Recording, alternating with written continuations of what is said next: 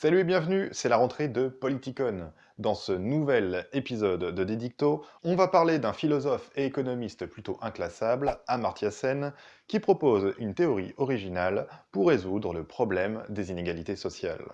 Une théorie qui ne se veut pas justement purement théorique, qui veut prendre en compte la réalité complexe du monde et proposer des solutions pragmatiques. Pour Amartya Sen, et comme l'indique le titre du livre que l'on va étudier aujourd'hui, cela implique de repenser l'inégalité. C'est parti.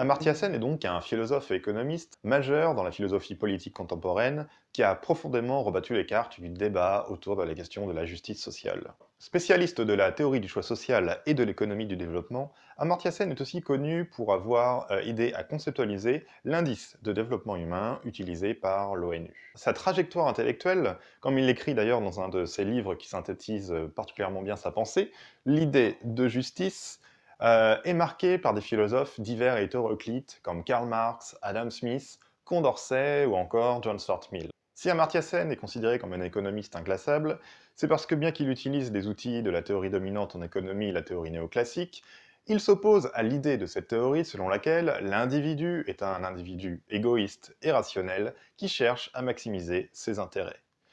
Pour Sen, ce réductionnisme économique a tendance à oublier que l'être humain est aussi un être de sens moral, de devoir, d'émotions, etc.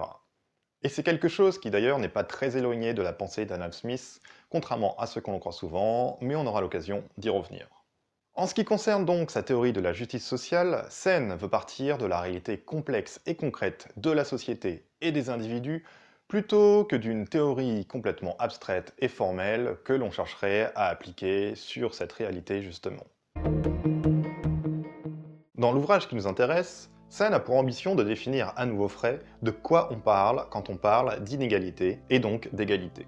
Pour Amartya Sen, toute théorie éthique et politique implique une conception de l'égalité particulière qui s'oppose à d'autres conceptions. Égalité des revenus, égalité du bien-être, égalité des chances, etc.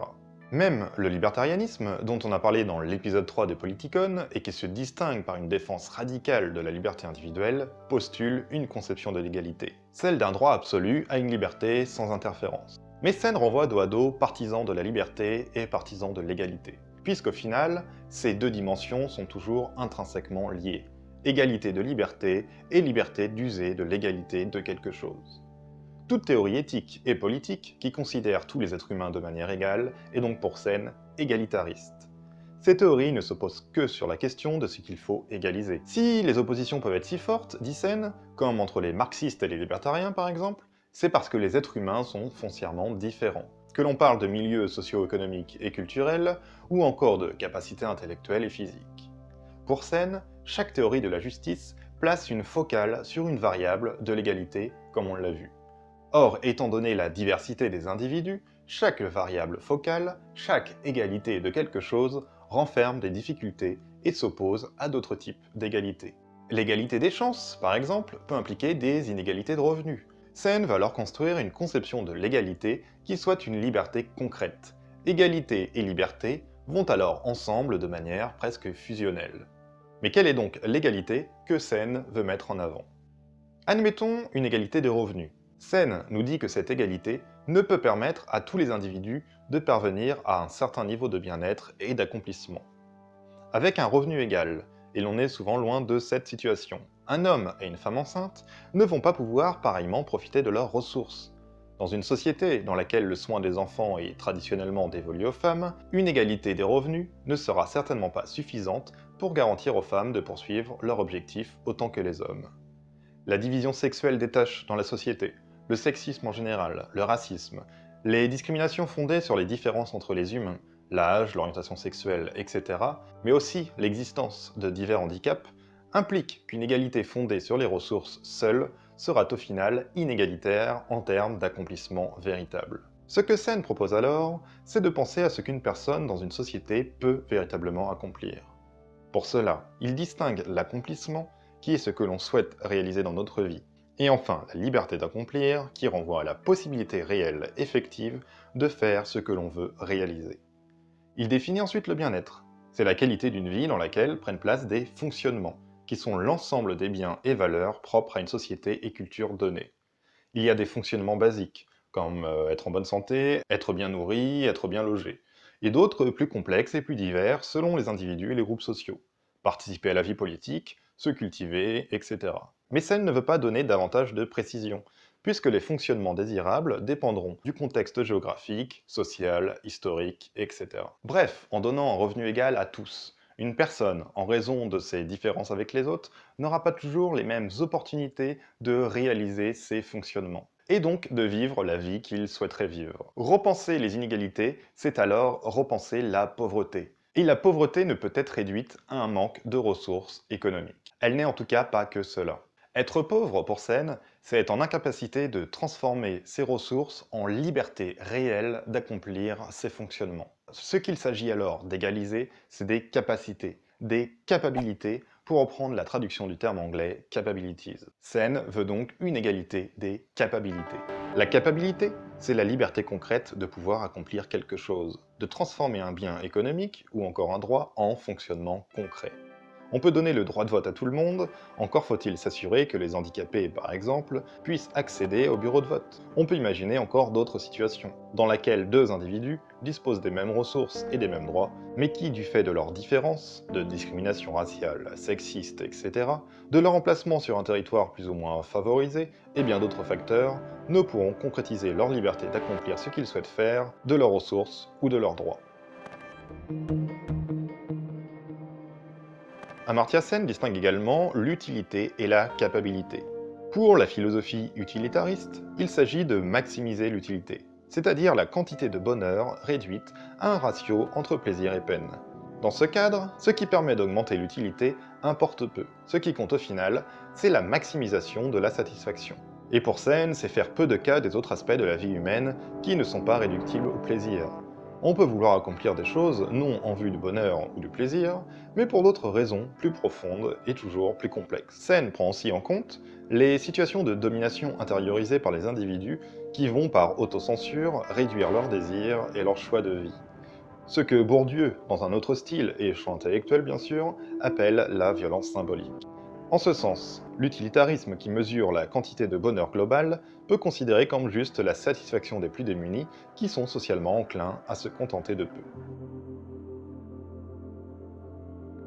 Sen discute également la théorie de la justice de Rawls, envers qui il reconnaît une dette intellectuelle, mais dont il juge l'égalitarisme libéral insuffisant pour assurer à tous une liberté effective. Et je vous renvoie pour Rawls au premier épisode de Politicon. Rawls défend une égalité des biens premiers, qui regroupe des droits fondamentaux qui doivent primer sur une égalité des chances, non méritocratique, qui ne peut être sacrifiée au prix d'une égalité de revenus. Bref, on est dans le cadre d'un régime redistributif qui justifie les inégalités si et seulement si elles profitent aux plus démunis qui peuvent et doivent pouvoir gravir l'échelle sociale. Seulement pour Sen, cette égalité est encore trop formelle pour que tous puissent transformer ces biens en fonctionnement concret.